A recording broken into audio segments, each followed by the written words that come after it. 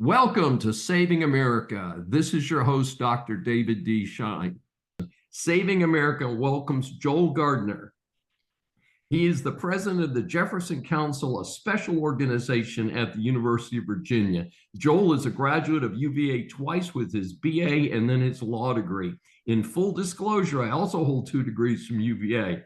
While at UVA, he distinguished himself by being part of organizations like Phi Beta Kappa, Z Society, and the Raven Society. After a stint in the Army, he enrolled in law school where he was an editor of the Law Review and a member of the Order of the Coif, a truly distinguished record. After law school, he initially practiced law with a major Wall Street law firm, then segged into investment banking, where he spent the next 30 years as a corporate finance banker specializing in transactions with the Pacific Basin. However, Joel never truly left the university. He has served on 4 university boards, including being a founding member of the Rotunda Society board. He's chaired more than a half dozen fundraising efforts, most recently served on the university's committee on free expression and free inquiry. He's been a UVA parent twice and is the author of From Rebel Yell to Revolution, which tells the story of the momentous 4 years from 1966 to 1970 while he was an undergrad at UVA. In another interesting parallel, I'm currently working on a book called A Cheap Education about my 4 years in college at a very different school, 1969, 1973. He's traveled around the country giving book talks to numerous UVA alumni clubs. He also published a number of articles dealing with UVA for the James G. Martin Center for Academic Renewal. Joel is actively involved in the creation of the Jefferson Council, served on its first executive committee, and he's now returned as new role as president of the Jefferson Council. Hey, we had to shorten his bio so we'd have time for the interview itself. We welcome Joel Gardner for his first appearance on Saving America. Thanks, David. Really great to meet you. Well, we're so looking forward to having you join us today. As you know, we ask our guests 3 broad questions. The first is, of all the universities in America, why would it be important to focus on free speech at the University of Virginia? Well, UVA is really a unique institution, and we can start off with the fact that it has its 2 founders, not only presidents of the United States and founding fathers, but also authors of 2 of the most revered documents in Western civilization. Thomas Jefferson, the author of the Declaration of Independence, and James Madison, the author of the Bill of Rights and the First Amendment. And because of that incredible, unique situation, I think most UVA graduates over the years has looked back to those 2 founders as people to emulate. Current history has reversed some of that, as these 2 incredible minds have been judged by the mores of current society rather than the time they lived. But when Jefferson founded the university, and he was the main founder, it was his child, one of the things he said, at this institution, we will not be afraid to follow the truth wherever it may lead. And that is something that was always part and parcel, I think, of our education at UVA. And the other unique aspects of the university, like its grounds, which they call it instead of the campus. That's right. Designed by Jefferson and are the only UNESCO World Heritage Site in North America. Things like that bind us. And UVA has always had a very, very strong feeling of camaraderie amongst its students and a very, very strong cultural bond amongst the students. That cultural bond has been, in my opinion, shredded over the past decade, and we can get into that. But the First Amendment is key, and the Jeffersonian legacy of civil debate is part and parcel of UVA. So I think we are a unique institution, and our legacy is freedom of expression. I don't think there's any other university that can match that. Absolutely. And so what has happened to free speech on so many university campuses, including UVA? Why is it so critical to turn that around now, to face it right now? I think it's not difficult to pinpoint it. And it really all comes back to the politicization of our college campuses. I mean, for I think most of the history of higher education, the foremost purpose was education, starting probably more than a decade ago. And it started well before, but it really picked up speed in the mid 2000s and really became the most important part of the academia after around 2010 was indoctrination. And it was indoctrination in a social justice policies and an agenda. And I think people now will put a term on it, and it really was the DEI movement, diversity, equity, and inclusion. I wrote an article about it 3 or 4 years ago. It's been in the press a lot recently. I think I called that out a lot earlier. I wasn't the first one. There's a brilliant article by the former dean of the Yale Law School, Dean Kronman, called The Downsides of Diversity. It was published in the Wall Street Journal. And basically, I mean, there's a lot in there, but one of the major points he made is that DEI, as applied on college campuses, is not an academic ideal, but a political movement. And that's exactly what it was. And what makes it most troublesome is that the concept of DEI is not what those words mean. Diversity, True. Absolutely, and inclusion. Diversity means diversity of many things, but not the most important diversity, which is diversity of thought. yes. That has been given total short shrift on college campuses. You can read the works of Jonathan Haidt, who is a prior professor at UVA, is now up at NYU. But there was very little diversity of thought amongst in academia, amongst both the administrations and the faculty. Equity means equality of and final, I'd cut for a second, but it's equality of result and not equality of opportunity. Absolutely. And inclusion has meant just the opposite. Inclusion has not meant the inclusion of all groups. It's meant the inclusion of certain groups which are deemed to be marginalized and which, in fact, today run the universities both at a faculty, administrative, and student level. But it's not been inclusion, and it's not been inclusivity. And I've seen it very much at UVA, where we had such a close bond, where there was a great community amongst faculty, students, administrators. It really was an amazing place. And now it's divided. It's been fractured, and it's divided by identity groups.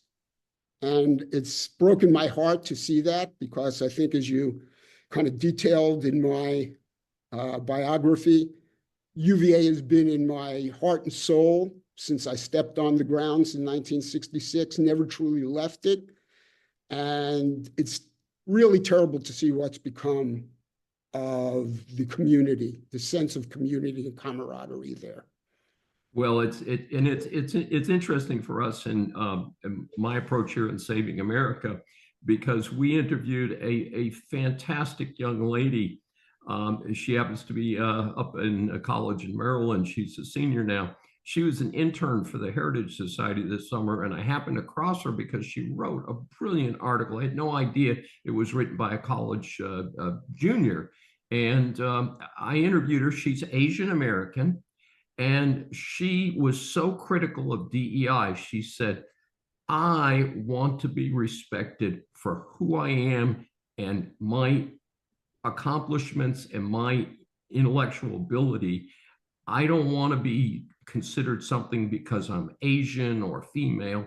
And she just gave such a compelling presentation on where DEI has failed, but not just I think academia, but our society in general. So anyway, so we've been on this streak for a while, and we've interviewed two different professors on this same subject. We interviewed a professor who was fired from a university in Bakersfield, California, because he spoke out for conservative causes. And before he was fired, by the way, I got a chance to go out and speak on that campus. So I thought that was kind of interesting. And then I just interviewed Amy Wax, who you may have crossed her name. Is yeah. Yeah. And it's so interesting because I'm a Penn alum, and she was incredibly penalized. If she didn't have tenure, she'd be out on the street. But they have done some rather incredible things to her for being critical of DEI while being a professor at Penn. So it is interesting to see how things are going. So our third question is, what is the purpose of the Jefferson Council, and how has its work to date improved the matter of free speech at UVA, and what more needs to be done in this regard? Okay. Jefferson Council was formed over 3 years ago by a group of alumni who saw what was going on at the university and was very concerned. I think anybody who was focused on life at the university and had an interest, whether you were an alum or a faculty member or a parent, I could see that there was what I would call a free speech suppression. And this, it wasn't suppression by fiat, it was suppression de facto. And that suppression was, if you did not agree with the agenda that was being propagated virtually on a daily basis on the grounds, you were going to be marginalized and you were going to be attacked on social media, and students were afraid to speak up in class. And just to show that that's, I think, what a lot of us were seeing, but that was in essence, there was not intellectual diversity. There was a fear of people from moderate conservative to more strongly conservative speaking up on the grounds. And the group saw that, as well as attacks on our founder, Thomas Jefferson, who's known as Mr. Jefferson in Charlottesville and on the grounds. But, you know, we all recognize he, like no other human, was a perfect human being, that his contributions, not only to our university, but to our nation and Western civilization, far exceeded, you know, his, what in today's world is considered, you know, and should be considered to be failings in terms of the social contract. But it wasn't in his day. And as I said, you know, his contributions far surpassed that. And he was revered on grounds. And I think a lot of the attacks on the Jeffersonian legacy, not only him as a person, but his, what I had mentioned before, his mandate that the truth be followed, no matter where it may lead. That just wasn't the case anymore. The truth wasn't being followed, the agenda was being followed. And so these alumni got together. We had a number of pillars. I mean, free expression and diversity of thought was one. The Jeffersonian legacy was another. The integrity of the Jefferson grounds was another, which is, of course, distinct to UVA. And the fourth was our honor system, which was a revered part of tens of thousands of UVA graduates for over a century, and which was in the process and has continued to be eviscerated. to an extent that it's barely recognizable to what it was. But I think if you asked what most students remember from their time at UVA, it was the concept of honor and the importance of being an honorable person. More important than wealth, more important than success was being a person of honor and integrity. And that was imbued in us back then. And it was not even slowly, it was quickly being frittered away. So that was another one of our mandates. But those were sort of the founding principles.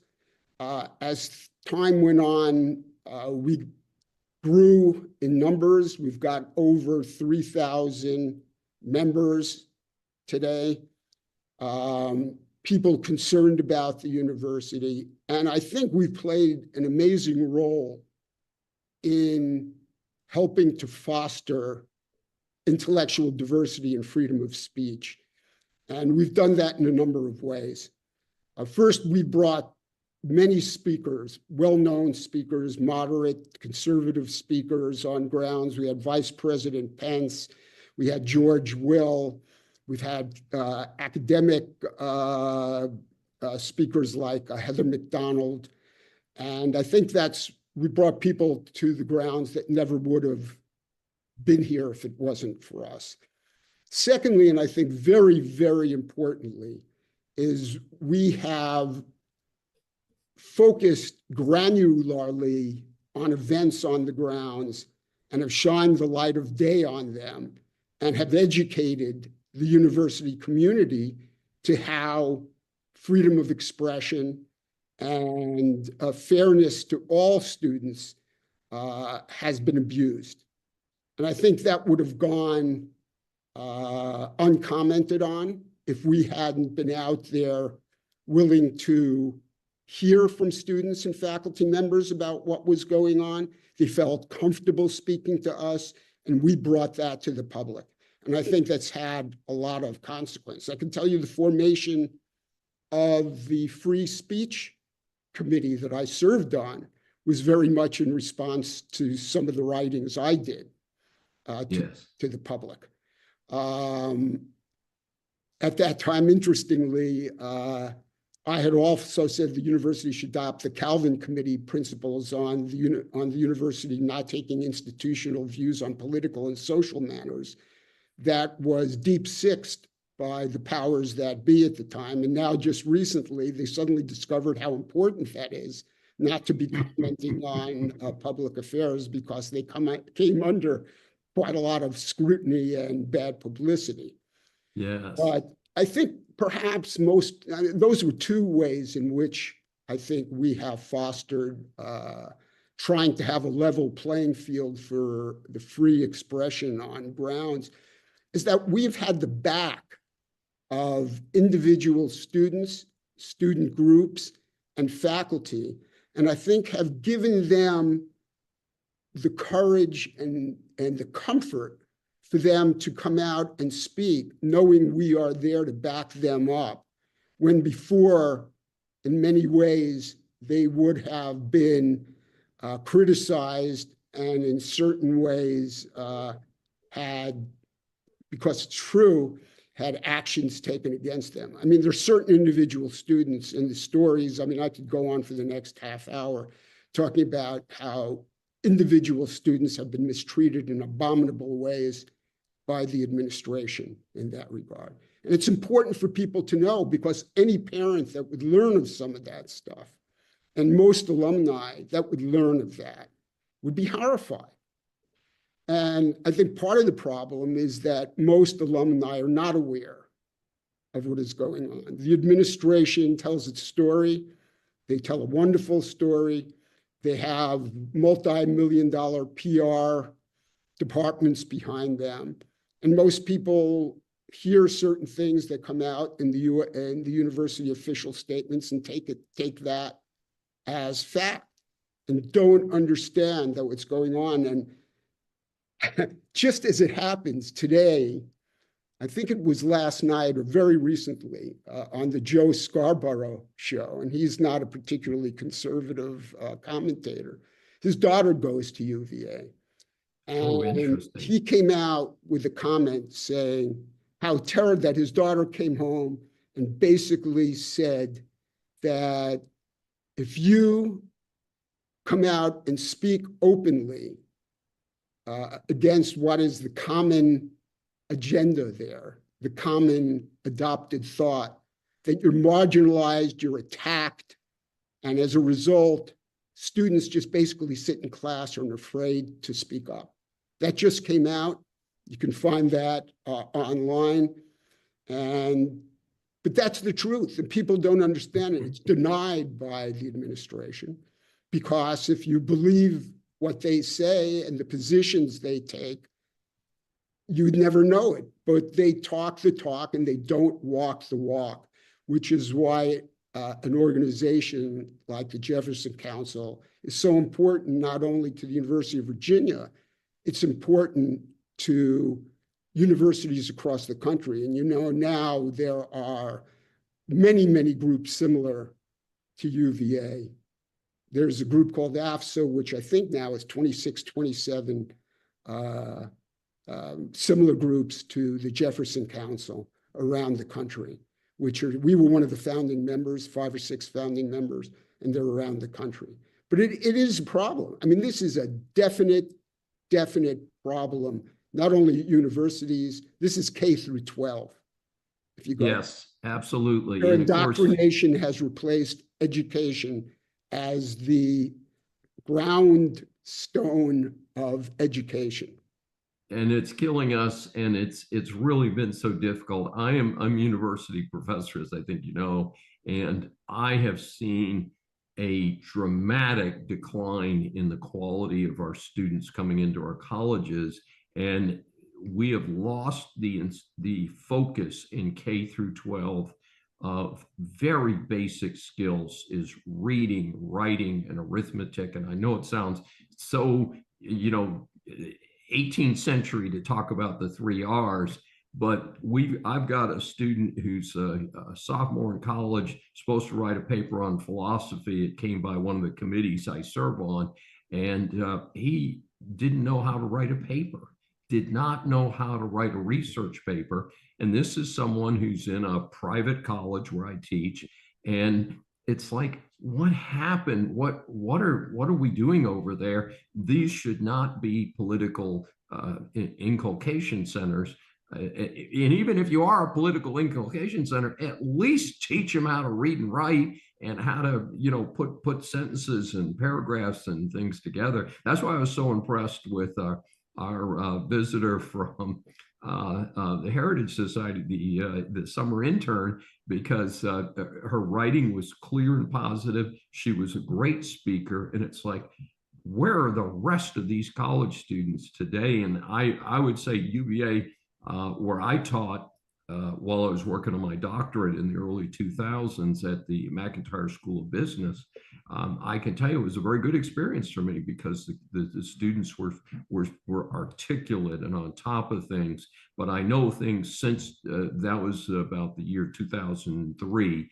I know things have declined since then on the campus because of this extreme pressure towards DEI.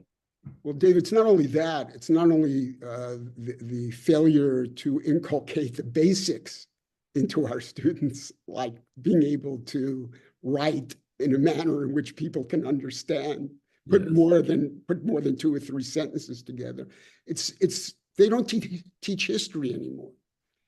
I mean, there was a history requirement when I was an undergrad. There's no history. Sure. A lot of people graduate having no knowledge of our own American system, of our own American history. Forget about world history or Western civilization is now a horrible concept, to many of the people with the agenda. I mean, it's just terrible. I mean, the fact that I'm the son of an immigrant who escaped the czar at the turn of the last century, came over here, grew up in extreme poverty on the Lower East Side. I mean, to live in a society that has created more freedom and more wealth than any society in the history of the world is a blessing. And it's something that every student should understand. Without this country, without America, without our history, without our traditions, without our freedoms, there are tens of millions of people who would have suffered horrible existences. Hundreds of millions, probably. And Yes, I think that I think just hundreds of doesn't come millions is across. very safe, and we've developed so much. And Joel, we could do this for hours, of course, but why don't we conclude with how can our audience get more information about you and about the work of the Jefferson Council? I think they could, if they really want to know about me, they could read my book, because they'll know more than they ever need to. But that book really is a commentary on the other period in our recent history, which was somewhat similar to what is going on today, was during the Vietnam War. Yes. When our society was first coming under attack and where the norms were totally under siege. That was a period when the world turned upside down and went 180 degrees in about 3 years. They can read my articles at the James Martin Center. You could just go online, Google James Martin Center for Academic and Renewal, and read my articles about the politicization of the college campuses and what I call the new McCarthyism at the University of Virginia.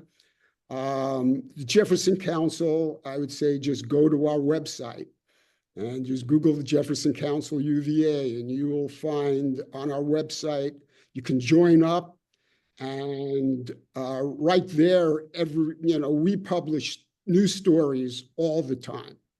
We publish stories about what's going on at UVA. You can read a lot of these stories about what's going on around academia and the campus reform and the college fix, which are broad and around the nation. But if you really want to know on a granular basis what's going on at Mr. Jefferson's University, the foundation of the American ideals, and following the truth wherever it may lead, you should be reading, sign up and read the Jefferson Council, our blogs on a regular basis. And certainly would love to have people who are interested, who want to see our founders' dreams come true at the university that they started. We are a public university.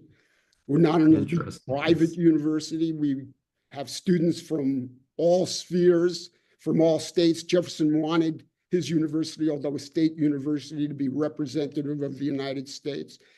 It's a wonderful place. It's a unique institution, and I would certainly hope that those listening would support us in our efforts to really create that level playing field for the free and civil exchange of ideas, which is what a university should be about and what Mr. Jefferson dreamed of.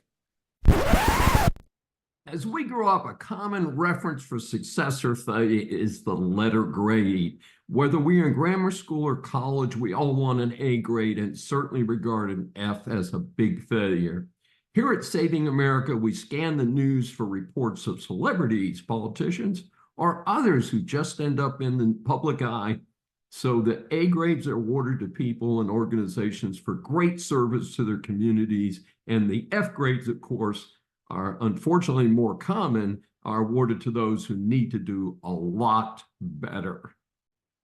3 11-year-old girls rescue 6-year-old neighbor from an attempted kidnapping. Yes, folks, I'm not making this up. It's not a TV show. It is so much fun when the story has a happy ending. So it is 8 p.m. in Kent, Washington, near an apartment complex.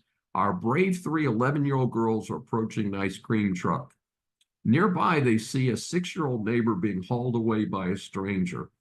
They called out, and the man claimed to know the child, but the child shook her head that she did not know him. The gals went into action, surrounded the would-be kidnapper while recording him with their mobile phones. He realized that he was risking discovery, so he finally set the child free and ran off. In the meantime, another person called 911, and the man, a 40-year-old resident of the area, was arrested for attempted kidnapping. The local police referred to the girls' actions as selfless bravery, and I certainly agree. Therefore, Saving America awards the 3 unnamed girls from Kent, Washington, and their families the coveted Saving America A grade for quick and heroic action. Business students, business persons, or consumers, business law impacts much of what you do. This segment is designed to help you get past the headlines on key stories. The Supreme Court won't hear challenge to Illinois' ban on assault weapons and other gun appeals. SCOTUS refused to take up several Second Amendment-backed challenges to an Illinois law that prohibits so-called assault weapons, such as the popular AR-15 rifle. The surprise ruling means that the Illinois law will remain on the books, at least for now. Surprise because some of the same SCOTUS recently ruled that bump stocks could not be banned by the U.S. Alcohol, Tobacco, and Firearms Agency. This was a device that became infamous due to the mass shooting in Las Vegas. It allows a regular rifle to be fired quickly. The holding determined that Congress and not the ATF would have the power to make such a determination. The ruling also was in contrast to SCOTUS's ruling in 2022 with the case of New York State Rifle and Pistol Association versus Brune. The High Court upheld the Second Amendment right for the public to bear arms in public for self-defense. Therefore, any limitations had to meet a high test, what is referred to as the strict scrutiny test.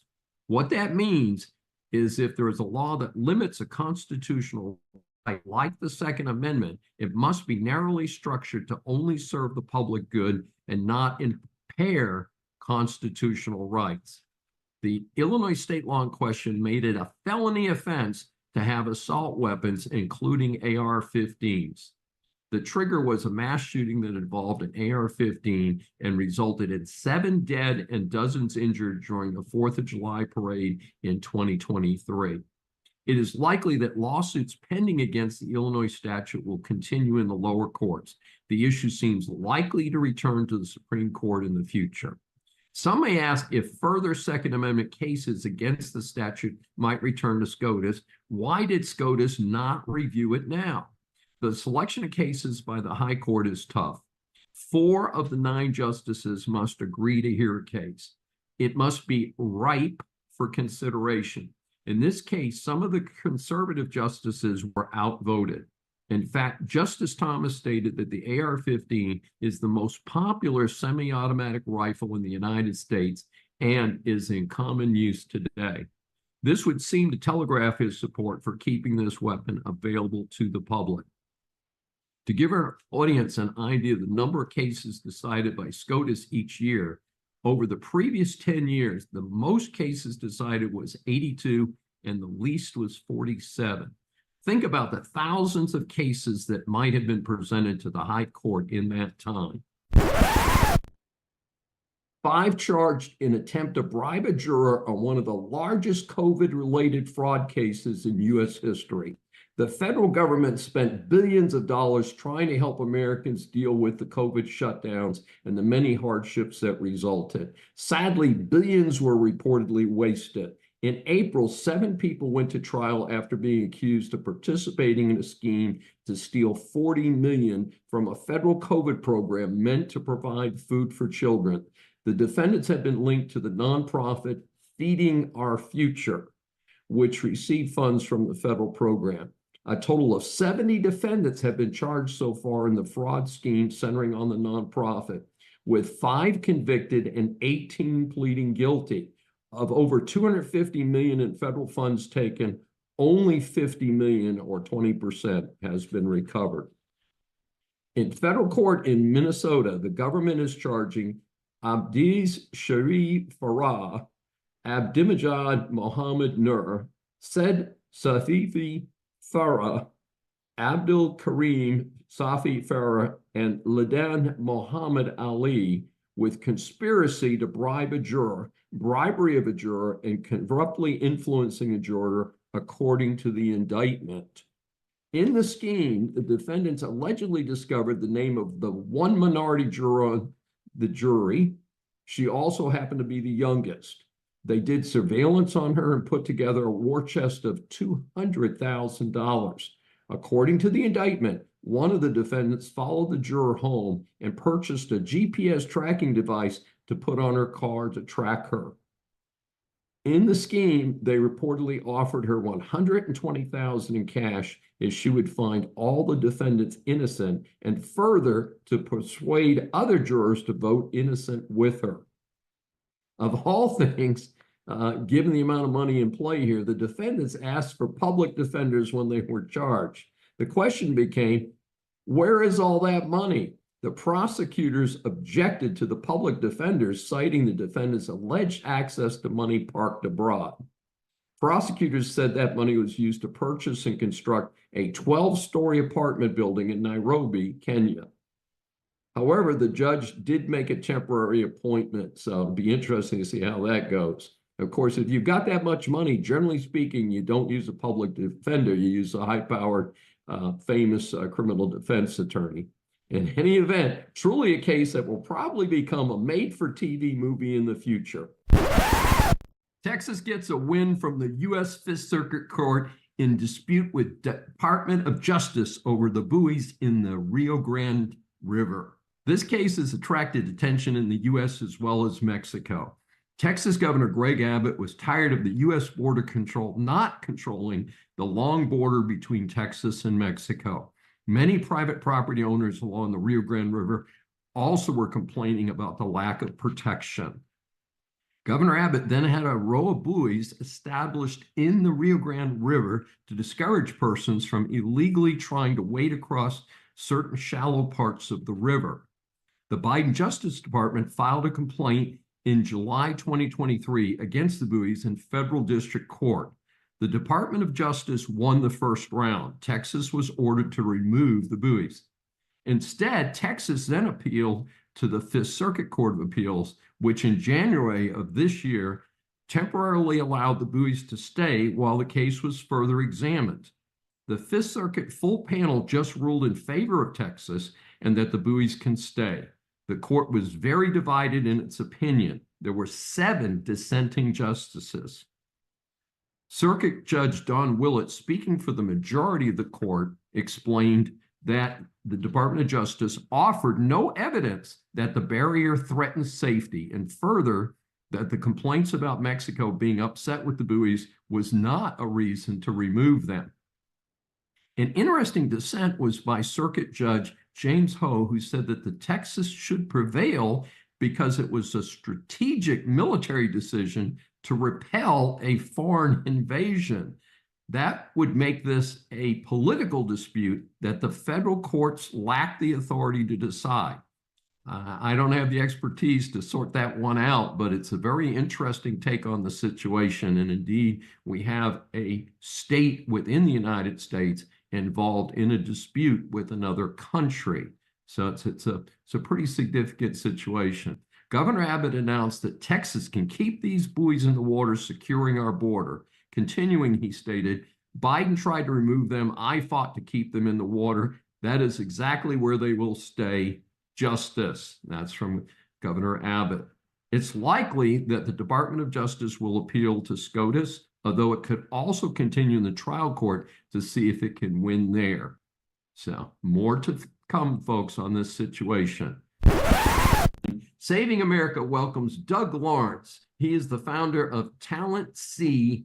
That's a registered trademark and is focused on all things mentoring as a solution provider. Doug Lawrence is an international certified mentor and holds 2 mentor certifications, Certificate of Practice Mentor and Certificate of Practice Journey Mentor from the International Mentoring Community. Doug is the only one to hold the Certificate of Practice Journey Mentor in the world today. Wow. He has over 30 years of mentoring and leadership experience and is recognized as a thought leader in the mentoring space.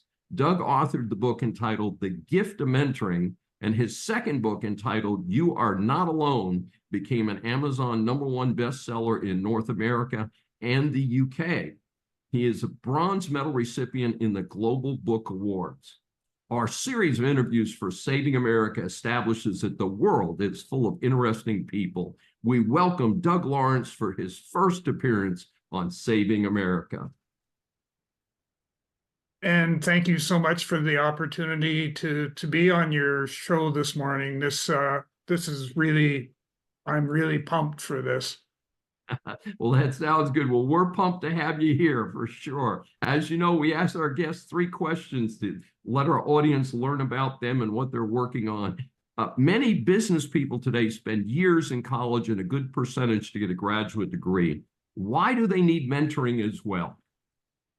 It's a good question, and I get asked that a fair amount by people that are in the C-suite or people that are wanting or aspire to become a leader in their organization or other organizations. And a couple things. Number one is that what mentoring will do for those people that have, that have that education is that it's also going to reinforce their need for critical thinking. And critical thinking seems to be, since COVID and a lot of other things that have happened in the world today, critical thinking still seems to be something that, number one, we need, but number two is not as relevant, or not relevant, but not as at the forefront as it needs to be. And the second most common thing that I find with leaders today is we have lost the ability to communicate effectively. We struggle to know how to conduct ourselves in a conversation. We struggle to know how to deal with crucial conversations.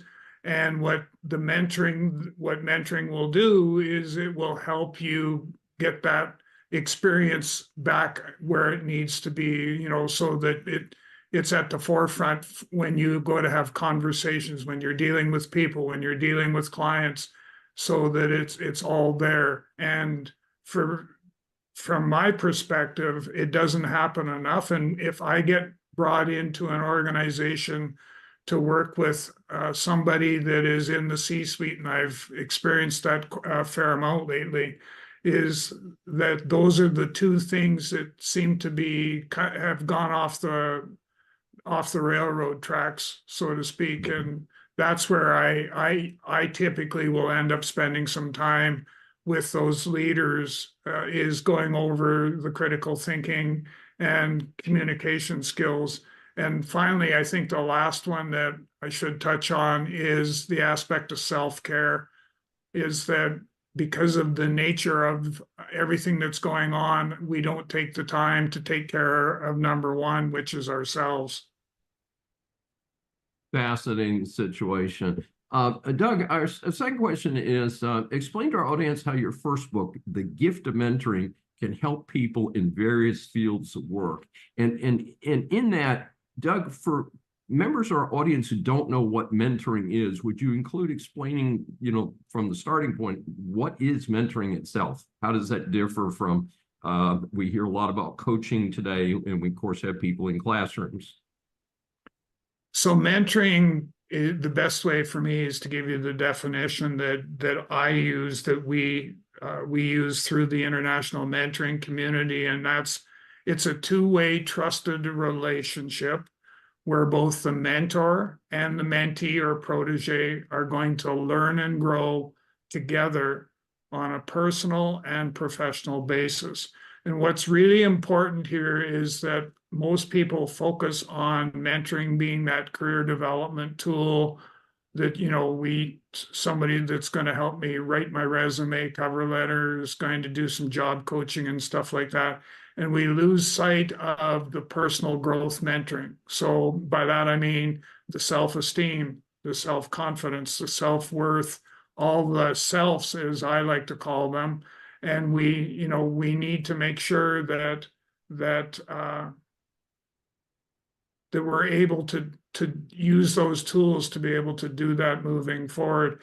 And the reason that this will work for no matter where, what field you're working in, is that industry specific, and this is a good point because this is one that a lot of people always struggle with, but mentoring is something where industry specific experience is a nice to have, not a need to have. So if I've got the mentoring skill sets, the knowledge, the competencies, the processes, all of those things that are governed, that support the mentoring process, if I have all of those in place, it doesn't matter what industry I was working in. And as an example, I've worked with senior people in the energy and gas sector, in manufacturing, in the healthcare area, you name it. I've done stuff in that particular thing, and I don't need to have that industry specific experience. And so as a result of that, the gift of mentoring is just that. It is a gift that people need to embrace and put it into practice. Well, that sounds good. And what is involved in the book, The Gift of Mentoring? What will people learn from that book? The best way to take a look at the gift of mentoring is that it's mentoring 101. Mm-hmm. It gives you, all the tools that you're going to need to begin to start the mentoring, whether you're starting it from the practice of mentoring, or whether you're, starting to, I think I want to be able to give back. I want to, do some things like that, so that gives us the opportunity to be able to do that. And it's, from my perspective, it's certainly it's something that we can use in a lot of different areas, and that's what the book is intended to support. Is that if you want to know, the aspect of, there's information there on history, there's the history of mentoring, and it goes, way back. It's even older than what I am. So, but there's industry skills. There's all kinds, there's stuff on leadership and mentoring. There's, we talk about, there's, I believe, 5 or 6 case studies that are in there that actually bring the mentoring process to the forefront. And so there's a lot of material in there. And that's why I like to refer to it as Mentoring 101. Well, it sounds fantastic. How about your second book, You Are Not Alone? This came from your own experiences. Explain how mentoring can bring value to the support structure for mental health. Well, the first thing is that I wish I had known what I know now. I wish that there was a support structure back when I was first, back in the 1970s, when I was a member of the Royal Canadian Mounted Police, and I was subjected to a lot of trauma that I had to deal with, but I had to deal with it by myself. And what the book You Are Not Alone does is, number one, it helps to try and alleviate the stigmatism that there is about mental health, and that, if you're suffering from mental health, you just need to push it down and keep it inside you, and not talk about it. And what I intended with the book is to be able to get people to understand it's okay to reach out and say, I need help, and understand that you are not alone, that there are people that will actually help you, and, help you go through that. It helps. I know for where I am, is that there's a lot of issues with regards to, with the health sector, with wait times and all that. A mentor who is properly trained can act as that bridge in between. So as an example, how I typically describe that is that I've been diagnosed with a mental issue that I need to see a psychiatrist. So I go for my initial appointment, and then I'm told by the psychiatrist, come and see me in 6 months. That's my next available appointment. And what I'm proposing and suggesting is that your mentor can actually be there for you, and will be the person that you would go to during that 4 to 6 month gap while you're still waiting to get in to see your psychiatrist or psychologist. So they're going to act as the buffer, sort of the buffer between for the wait times, they're an individual that's going to be able to listen and hear and not pass judgment. So they're able to listen and hear. How I typically describe it is it's somebody that I have confidence in, that I know that they're going to create a safe place for us to have a conversation, that we're going to be able to walk beside each other, and I'm going to be able to, you know, help them wherever I possibly can and not cross over in, you know, into the space that the psychologist and that maybe, you know, that they operate in. So it's, for me, it's a matter of just being there to help is the most important thing. Well, it sounds great. Both of your books sound like they would bring a lot of value to people.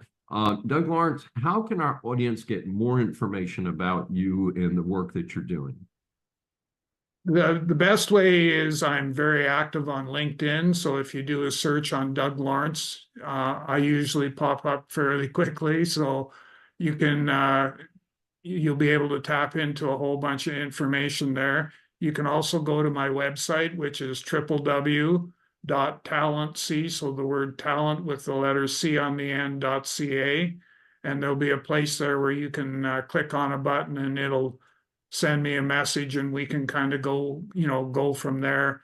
But probably one of the easiest approaches for most people who want to get in touch with me, and this happens quite regularly, is to just send me an email message, and you can send it to doug.lawrence. So that's doug.lawrence, LAWRENCE, at talentc. So the word talent with the letter CN, with the letter C, sorry, on the end, .ca. And I will get back to you as quickly as I can. And it can be a simple question that you need an answer to. It can be you're interested in maybe having someone walk beside you as you struggle with your own mental health challenges and issues. And I'm here for you to be able to do whatever we need to take care of that, because you need to remember, with me, you are not alone. Fantastic. Folks, this has been a great connection with Doug Lawrence, an expert in mentoring. Right, here's the headline. It says it all. Mystery drones flew over Langley military base for 17 days. Folks, when I heard this story, I heard it in my car. I was screaming in my car. That's how angry I am about this situation. We have got to get a hold of our members of Congress and say this situation needs to be fixed. And now, this is based on multiple sources. The story is based on incidents in December of 2023, but it just came to light. I wonder why. I want to note that I'm the son of a career Navy man, and I am very familiar with the Hampton-Newport News part of Eastern Virginia, where these two stories take place. There's a tremendous concentration of secret material being developed there. The Quantico base, of course, is up the highway near DC, but there are training facilities at Langley, very important ones, including the CIA training base. I tried to get on there once and was denied admission despite being a good and honest American citizen. However, I guess if I had a drone, I could have just flown over it. According to the reports, at dusk for 17 straight days last December, a dozen drones flew over Joint Base Langley Eustis, a sensitive airfield where, get this, F-22 Raptor stealth fighters are located. Nobody shot them down, and to date, nobody claims to know who did the drones. Let me guess then, how about the red Chinese communists who are out to get us? I am not sure why the story took so long to get out. I am obviously outraged. What kind of a military do we have? It's time to fire people and get some real military folks in charge. And the solution proposed by these clowns? I can't make this up. They want to put anti-drone netting up to protect the fighters from the drones. No, no, no. If you are stupid enough or corrupt enough to fly a drone or drones over a secure military facility, then you deserve to have the drone shot down. And then they need to hunt you down and lock you up in jail for a long time. This is serious, folks. This is not joking around. It's not a toy. At the same time, a report from nearby Newport News, Virginia, says a Chinese national graduate student from Minnesota was convicted in July for taking drone footage of Huntington Ingalls Industries Newport News shipbuilding. Get this, they found his drone in a tree. When they checked the SD card, the authorities found photos of U.S. Navy vessels or vessels intended for use by the Navy being built, according to court documents. They catch this spy trying to board a plane to China with a one-way ticket. He admits to spying, and he only gets 6 months in jail. What? Most people get more time than that for jaywalking in some countries. That's right, convicted on 2 counts, and he gets 6 months on each, but they're served concurrently. Concurrently. It means at the same time he does 6 months for 2 convictions. I call for life in prison without the possibility of parole for anyone spying on our military. This type of nonsense has to end. There's been a series of these reports of people spying, of people supporting the enemy, people on our military who are supported by our military doing bad things, and we need to get tough. This has to end. We must make an example of spies and traitors. Thanks for joining me for Saving America. If you have questions or comments, please find me on various social media sites. I'm Dr. David D. Schein, and